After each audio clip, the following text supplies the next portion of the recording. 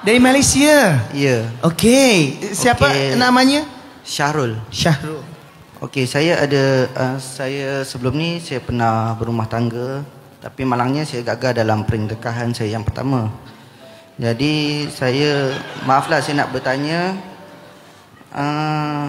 ada tak cara ataupun doa untuk orang yang pernah diduga dengan dugaan ni dan terbuka hati untuk berumah tangga ataupun mengenali lagi orang lain? Belum bisa buka hati lagi. Mungkin siapa yang pernah lalui fasa... Hei, jangan ribut, hei. Netizen. Semangat.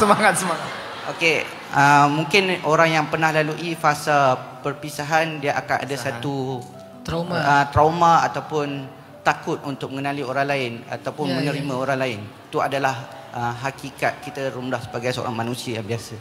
Itu saja. Masya Allah. Boleh tepuk tangan buang Mbak Syahrul ya. Luar biasa.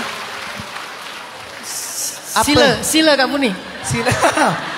Mbak Syahrul ada niat buat cari istri orang Indonesia? Enggak, belum, masih berusaha untuk itu, Ustaz. Ada. Maaf. Kebawa suasana. Aduh, kacau nih. Gak usah Malaysia, Ustaz. Ya, bahasa Malaysia. Bahasa Indonesia ya. Jawabannya. Bentar. Biar relate gitu ya. Biar relate. Mana lagi dalilnya nih? Ada satu hadis ya. Nah ini. Nabi SAW pernah bersabda dalam sebuah hadis sahih dan ada yang mengatakan hasan. Pokoknya hadisnya bagus. Kata Nabi gini, al-imanu bil qada'i wal qadar yuzilul hamma wal hazan. Iman kepada qada dan qadar, kita singkat jadi takdir.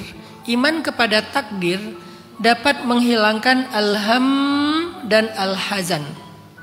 Apa itu alham?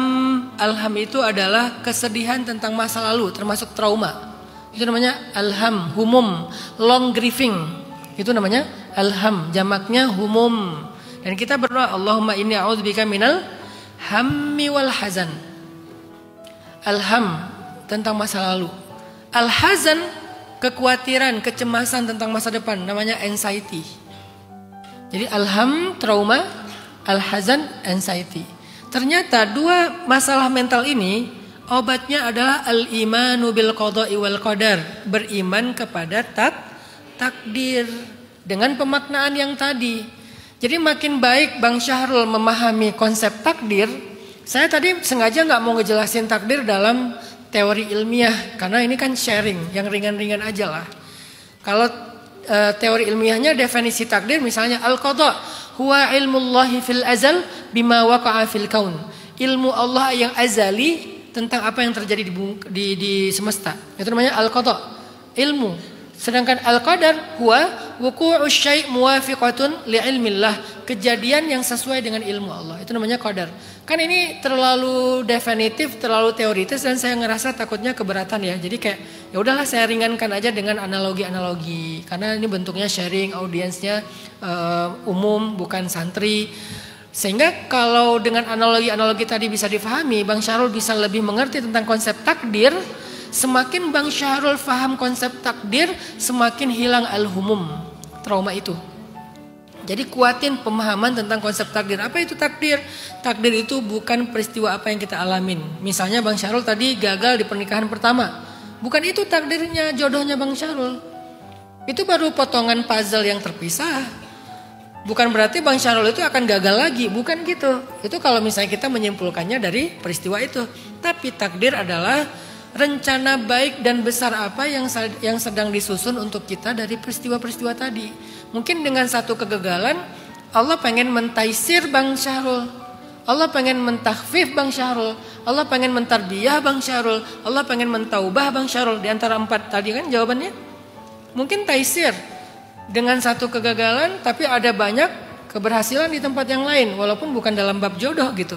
Dengan satu kesulitan ada banyak kemudahan. Atau mungkin Allah pengen mentarbiyah, ngajarin Bang Syahrul untuk menjadi suami terbaik nanti kalau ketemu dengan pasangannya.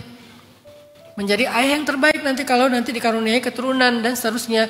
Namanya tarbiyah. Atau taubah, Allah kangen sama Bang Syahrul. Allah pengen Bang Syahrul kuatin lagi amalan-amalan kayak istighfar, tahajud, tilawah, zikir, bla bla bla. Atau Allah lagi pengen mentakfif. Justru itu ujian yang lebih ringan daripada misalnya kalau nanti udah punya anak, kalau nanti ditinggal justru pas udah tua, kalau misalnya diselingkuhin atau apa dan seterusnya. Jadi kayak ya udahlah, Allah kasih yang lebih ringan daripada yang berat. Ada banyak alasan. Jadi coba Bang Syahrul, kita semuanya memahami konsep takdir dulu. Semakin baik iman kita kepada takdir, yuzilul hamma wal hazan. Itu akan melenyapkan al-humum wal hazan. Wal ahzan. Humum, trauma tentang masa lalu, long grieving, kesedihan yang berlarut-larut. Sedangkan hazan, anxiety, cemas, takut, bingung, galau, itu al-hazan. Sehingga kata-kata la tahzan, terjemahan yang lebih tepatnya bukan jangan bersedih, tapi jangan khawatir. Cuman udah terlanjur populer di Indonesia jangan bersedih, ya udahlah. Aslinya la tahzan itu artinya jangan khawatir, bukan jangan bersedih.